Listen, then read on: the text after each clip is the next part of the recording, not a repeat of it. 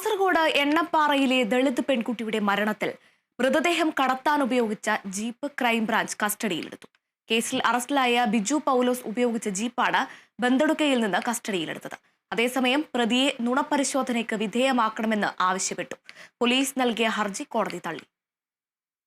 TTC പഠനത്തിന് കാഞ്ഞങ്ങാട് നഗരത്തിലെത്തി പിന്നീട് കാണാതായ ദളിത് പെൺകുട്ടിയുടെ മൃതദേഹം കണ്ടെത്താൻ ഉപയോഗിച്ച ജീപ്പ് ക്രൈംബ്രാഞ്ച് സംഘം കസ്റ്റഡിയിലെടുത്തു.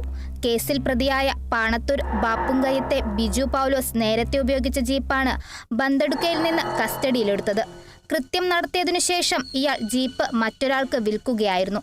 കാഞ്ഞങ്ങാട് മടിയനിൽ സ്വന്തം നിലയിൽ വാടകയ്ക്കെടുത്തു കൊടുത്ത മുറിയിൽ പെൺകുട്ടിയെ തൂങ്ങി മരിച്ച നിലയിൽ കണ്ടെന്നും ഇതിനെ തുടർന്ന് മൃതദേഹം ഈ ജീപ്പിൽ കയറ്റി പാണത്തൂർ പവിത്രം കയത്തെത്തിച്ച് പുഴയിൽ ചവിട്ടിത്താഴ്ത്തിയെന്നുമാണ് പ്രതിയുടെ മൊഴി. എന്നാൽ ഇത് കൊലപാതകമാണോ എന്ന സംശയം അന്വേഷണ സംഘത്തിനുണ്ട്. 15 വർഷത്തിനു ശേഷമാണ് ശാസ്ത്രീയ തെളിവുകളുടെ അടിസ്ഥാനത്തിൽ ക്രൈംബ്രാഞ്ച് സംഘം പ്രതിയെ അറസ്റ്റ് ചെയ്തത്.